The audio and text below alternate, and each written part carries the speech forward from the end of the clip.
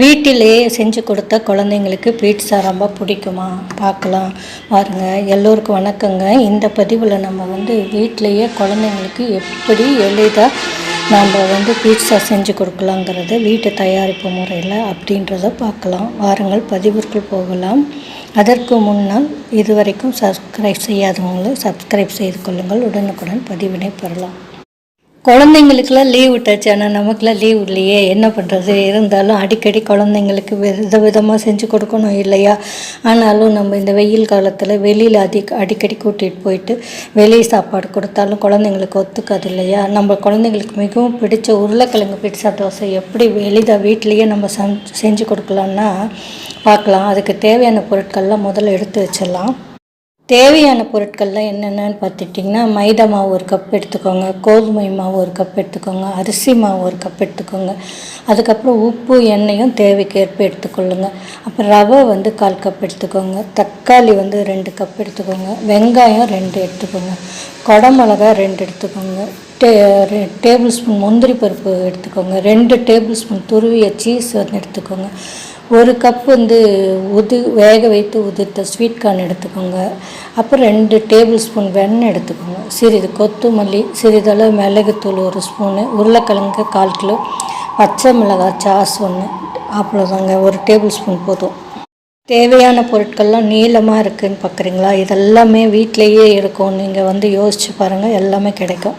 எல்லாத்தையும் எடுத்து வச்சுட்டா இல்லையா? இப்போ என்ன செய்ய வேண்டியது தான், உருளைக்கிழங்கு வேக வச்சு சின்ன சின்னதாக சதுரமாக வெட்டி வச்சுக்கோங்க. அப்புறம் வெங்காயம், தக்காளி, கொத்தமல்லியும் பொடி பொடியாக நறுக்கி வச்சுக்கோங்க.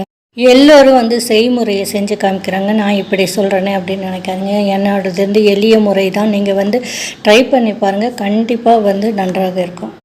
அப்புறம் ஒரு பாத்திரத்தை எடுத்துக்கோங்க. அதில் கோதுமை மாவு, அரிசி மாவு, மைதா மாவு, ரவை, உப்பு, மிளகுத்தூள், தண்ணீர் இதெல்லாம் சேர்த்து தோசை மாவு பதத்துக்கு கலந்து வச்சுட்டு 1/2 மணி நேரம் ஊற வச்சுடுங்க. அப்படியே இருக்கட்டும். அதுக்குள்ளே நம்ம மற்றொரு பாத்திரத்தில் தக்காளி, வெங்காயம், ஸ்வீட் கார்னு, முந்திரி, குடமிளகா, உருளைக்கிழங்கு துண்டு, உப்பு, வெண்ணெய், மிளகாய் சாஸ் போட்டு நன்றாக கலந்து வச்சுக்கோங்க. இப்போ என்னங்க, நம்ம செய்ய வேண்டியது தான். என்ன பண்ணணும்னா, குழந்தைங்களையும் அருகில் வச்சுட்டு எப்படி செய்கிறதுன்னு நம்ம காமிச்சு கொடுக்கலாம் இல்லையா? அவங்களும் கற்றுக்குவாங்க இல்லையா? ஆனால் இந்த வெயில் காலத்தில் குழந்தைங்கள தனியாக அடுப்புக்கிட்ட விடாமல் நீங்கள் ஜாக்கிரதையாக நீங்கள் கூட இருங்க.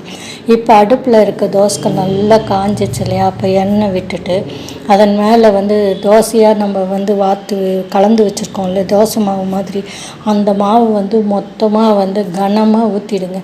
அதன் மேலே இந்த கலந்து வச்சுருக்க கலவையை பரப்பிடணுங்க அப்படியே. அப்புறமே என்ன பண்ணால் அதுக்கு மேலே கொத்தமல்லி தழை, சீஸ் துருவல் இருந்துச்சுன்னா துருவி போட்டிங்கன்னா நல்லாயிருக்கும். சுற்றிலும் எண்ணெய் கொஞ்சம் நிறையா ஊற்றிட்டு மூடி வச்சு வேக விட்டு எடுத்து சூடாக பரிமாறுங்களேன்.